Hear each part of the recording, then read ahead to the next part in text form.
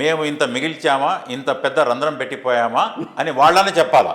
ఇప్పుడు డ్వాక్రా మహిళలది స్త్రీనిధి ఫండ్ అది కూడా డైవర్ట్ అయిందని ఆరోపణలు రావడం, నిజంగా కూడా సెక్రటరీ కూడా తాకట్టు పెట్టారని చూడాలి. వైజాగ్ కమిషన్ ఆఫీస్ తాకట్టు పెట్టారు, ఇది మీకు తెలుసా అని నిన్న నేను ఒక ఏదో చూశాను సోషల్ మీడియాలో. టిట్కో ఇళ్ళు తాకట్టు పెట్టారంటున్నారు సర్పంచ్. ఒకటి ఇప్పుడు నేనేమంటానంటే, జగన్మోహన్ రెడ్డి గారు స్వయాన 2.7 లక్షల కోట్లు నేను బటన్ నొక్కి వేసాను. That's all he's saying. ఇదిగో ఈ బడ్జెట్ ఇంత ఖర్చు పెట్టాము, ఇంత అప్పు. కేంద్ర ప్రభుత్వం ఏమంటున్నారు, రాజ్నాథ్ సింగ్ గారు కూడా ఇక్కడికి వచ్చి 13.5 లక్షల కోట్లు జగన్మోహన్ రెడ్డి అప్పు చేశాడు. సరే ఎఫ్ఆర్బిఎం పరిమితి అది ఇదే అని చెప్తూ. సో వీళ్ళెప్పుడు కూడా ఈయన కానీ బుగ్గన రాజేంద్రనాథ్ రెడ్డి కానీ ఆయన ఆర్థిక మంత్రి చాలా అత్యంత తెలివిగలవాడని అందరూ ఏదో అలా డైవర్ట్ చేసి పిట్టకథలు చెప్పి డైవర్ట్ చేస్తున్నారు. రాయలసీమ వ్యక్తి పైగా ఆయన కూడా. నేనేమడుగుతున్నానంటే, ఈ పథకాలకు జగన్మోహన్ రెడ్డి గారు స్వయాన చెప్పిందే 2.7 లక్షల కోట్లు. నేను అడుగుతున్నా 13.5 లక్షల కోట్లు అప్పు, తర్వాత రాష్ట్రానికి వచ్చే ఆదాయ వనరులు, రాష్ట్రానికి వచ్చే ఆదాయం ప్లస్ అప్పు అంతా కలుపుకుంటే సుమారుగా 16-17 లక్షల కోట్లు దాటి ఉంటుంది. మీరు ప్రజలకు వేసిందే 2.7. ఇది కాక సర్పంచుల నిధులు గాయం, పంచాయతీ నిధులు గాయం, ప్రతి డిపార్ట్మెంట్ నిధులు గాయం. ఇప్పుడు మైనారిటీ సబ్ ప్లాన్ అనుకోండి, సబ్ ప్లాన్ బదులు ఆయన ఏమంటాడు, ఇదిగో అమ్మ ఒడిలో అడ్జస్ట్ చేసాం, తర్వాత చేయూతలు అడ్జస్ట్ చేసాం, అసలు మైనారిటీలకు 300 కాదు 1000 కోట్లు 2000 కోట్లు దాటింది మా బడ్జెట్, ఒక్కోసారి 5000 కోట్లు దాటింది అంటారు, దాంట్లో అడ్జస్ట్ అయిపోయినా అంటారు. కానీ విదేశీ విద్య, ఇంపార్టెంట్ స్కీములు, పెళ్లి పథకాలు చేయలే కదా. అది ఎస్సీ కమ్యూనిటీకి. కానీ నేనేమంటానంటే, ఈ బడ్జెట్లకు ప్రతిదానికి సప్లాన్, ఈ బడ్జెట్కు ఇంత ఖర్చు పెట్టాము, ఇంత లోటు, ఇంత మనం మిగిలింది, ఇంత ఇలా చెప్పరు వాళ్ళు.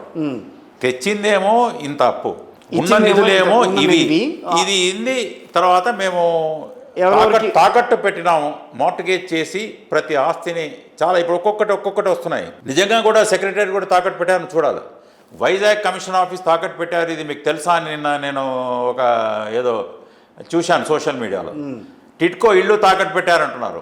సర్పంచుల నిధులు అయితే క్లియర్గా డైవర్ట్ అయ్యాయి. ఇది పవన్ కళ్యాణ్ గారి ఎదురుగానే, డిప్యూటీ సీఎం గారి ఎదురుగానే చెప్పారు. సో తర్వాత జీపీఎఫ్ మా ఎంప్లాయీస్ నిధులు, టీచర్లవి, పోలీస్ వాళ్ళవి, రిటైర్ అయిన వాళ్ళవి ఇప్పటికీ వాళ్ళకు అందక అలో లక్ష్మణ పాపం పెళ్ళిళ్ళు చేయాలా, అమ్మాయిలు పెళ్ళిళ్ళు చేయాలా అల్లాడిపోతున్నారు.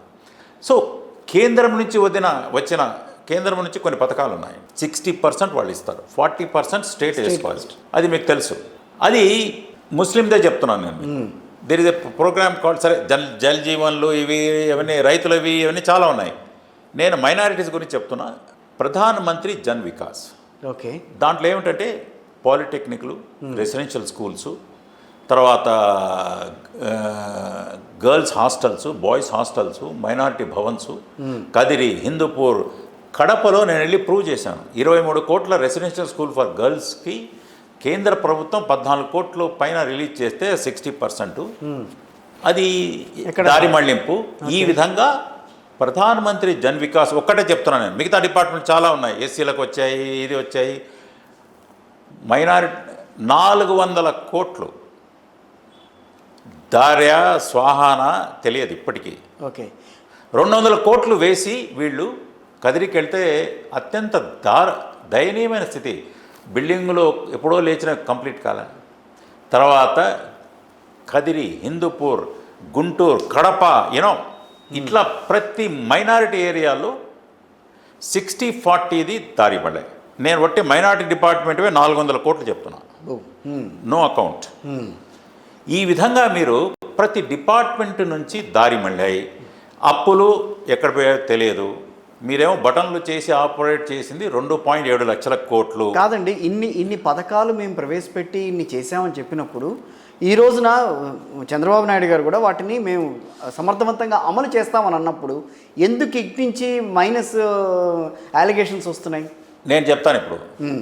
దీనికి జగన్మోహన్ రెడ్డి గారు, తర్వాత బుగ్గన రాజేంద్రనాథ్ రెడ్డి గారు, కన్సర్న్డ్ ప్రీవియస్ మంత్రులు, వైఎస్ఆర్సీపీ మంత్రులు ఒక్కొక్కరు వాళ్ళు శ్వేతపత్రం ఇవ్వాలా, అయ్యా మా బడ్జెట్ ఇది, మేము తెచ్చిన అప్పులు ఇవి, మేము ప్రతి రంగానికి ఇచ్చింది ఇది, మేము ఇంత మిగిల్చామా, ఇంత పెద్ద రంధ్రం పెట్టిపోయామా అని వాళ్ళని చెప్పాలా. నౌ సి లెక్ ఇప్పుడు దెన్ ఫస్ట్కు జీతాలు ఇవ్వలేని పరిస్థితి ఇంత ఉండి కూడా అప్పుడు ఫస్ట్కు జీతాలు ఇవ్వలేని పరిస్థితి, ఇప్పటికీ పెన్షన్లు గత ప్రభుత్వం వాళ్ళు ఇవ్వక ఇంకా సుమారుగా ఒక సంవత్సరమా 8-10 నెలల నుంచి రాని పరిస్థితి, సరెండర్ లీవ్ల దగ్గర నుంచి పోలీసు వాళ్లకు రాని పరిస్థితి, టీఎల్ రాని పెన్షన్లు రాని పరిస్థితి, రిటైర్మెంట్ వాళ్లకు రిటైర్మెంట్ బెనిఫిట్స్ అందని పరిస్థితి ఎందుకు వచ్చింది? ఓకే, శ్వేతపత్రం రైట్. జగన్మోహన్ రెడ్డి గారు తర్వాత బుగ్గన రాజనాథ్ రెడ్డి గారు కన్సర్న్ మంత్రులు కానివ్వండి, అట్లీస్ట్ ఇద్దరైనా, ఈయన ఫైనాన్స్ మినిస్టర్ కదా, ఆయన ముఖ్యమంత్రి, గత ముఖ్యమంత్రి జగన్మోహన్ రెడ్డి గారు, ఇదిగో ఇది మాకు వచ్చిన ఈ 5 ఏళ్లలో మా ఉన్న ఆదాయం ఇది, దీనికి మేము ఇంత ఖర్చు పెట్టాము, ఇంత మిగిలింది. ఇప్పుడు సరే ప్యాలెస్ 500 కోట్ల ఇవన్నీ తర్వాత కథ.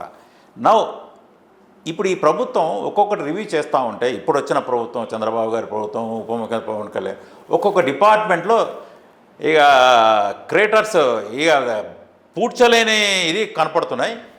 దీనికి బాధ్యత వహించాలి. బాధ్యత ఎట్లా వహిస్తారు? అయిపోయిందిగా. గత ముఖ్యమంత్రి బాధ్యత వహించాలా? ఎట్లా? ఆర్థిక మంత్రి బాధ్యత they have to answer. And అసలు దారి మళ్లించలేని నిధులు స్వాహా అయ్యా, దారి మళ్ళాయా, దారి మళ్ళింటే ఏ దారికి వెళ్ళాయి, అది సక్రమ మార్గమా అక్రమ మార్గమా, వేర్ హ్యావ్ దే గాన్? 16-17 లక్షల కోట్లకు మీరు 2.7 lakh crores పెట్టి ఉంటే మిగతా డబ్బులు అప్పు తెచ్చి ఎందుకు అప్పు తెచ్చారు, ఎక్కడ పెట్టారు? 13.5 lakhs ఆన్ రికార్డ్ చెప్తున్నారు. Fine.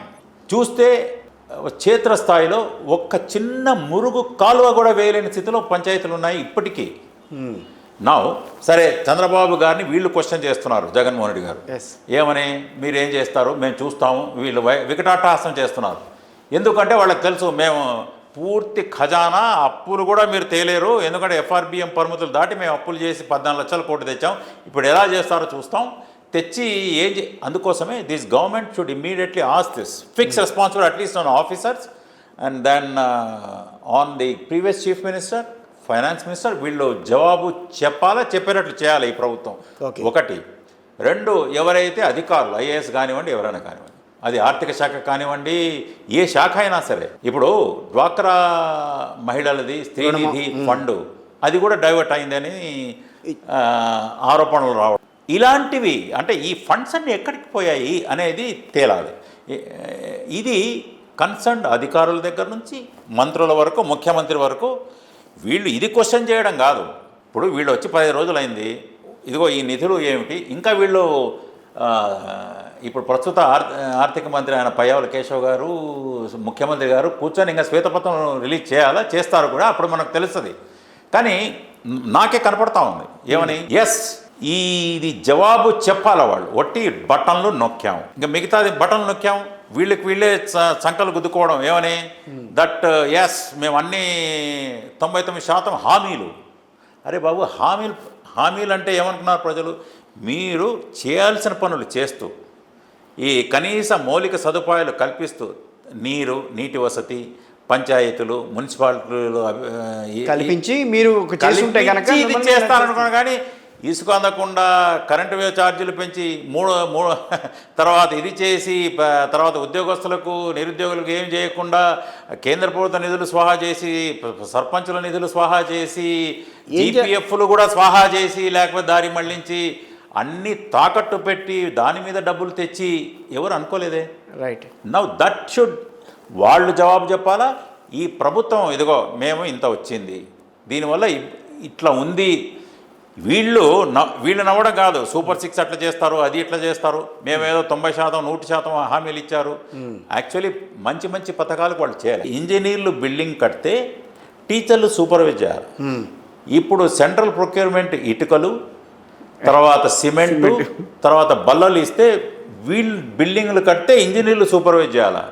2 to 3 hours teachers are busy in apps. So నేను అనేది అది, ఏదన్నా ఒక వ్యవస్థ తెచ్చినప్పుడు ట్యూన్ చేయాల ముందు. టీచర్లను వేధించాలనేదే కాన్సెప్ట్. ఎందుకు? వాళ్ళు ధర్నా చేశారు, మాకు ఐఆర్ కావాలా, డిఏలు కావాలా వైజాగ్లో. అప్పటి నుంచి వీళ్ళకు ఎలక్షన్ విధులు ఇవ్వకూడదు, వీళ్ళను వేధించాలి అనే కాన్సెప్ట్ పెట్టుకొని ఎట్లా వేధించాలా ప్రవీణ్ ప్రకాష్ గారు లాంటి వాళ్ళు. తర్వాత ఈ యాప్లు పెట్టి బిల్డింగులు కడతా ఉంటే ఫుల్ బిజీ ఉంటారు వాళ్ళు. ఇది తప్ప ఎస్ ఏముంది, కొందరు ట్రైన్ చేసి ఐక్యరాజ్య సమితి ఎందుకు పంపొచ్చు, అదే అందులో ఏముంది. మేము కూడా జిల్లా పరిషత్ స్కూల్లో చదువుకున్నాం. మీకు వాళ్ళు చెప్పడం తప్ప నాడు నేడు అని. As IG, as Medak SP Piyush Kumar గారు ఎస్పీ అప్పుడు, ప్రతి స్కూలు హాస్టల్ డెవలప్ చేసి మెదక్ను 2008లో 18th పొజిషన్లో ఉన్నదని ప్రతి స్కూల్ను మౌలిక సదుపాయాలు తర్వాత అన్ని వాతావరణం కల్పించి నేను పీయూష్ కుమార్ గారు నెక్స్ట్ ఇయర్ 8th పొజిషన్కి తెచ్చాము. Same way as IG Rayalaseema, right up to Chittoor.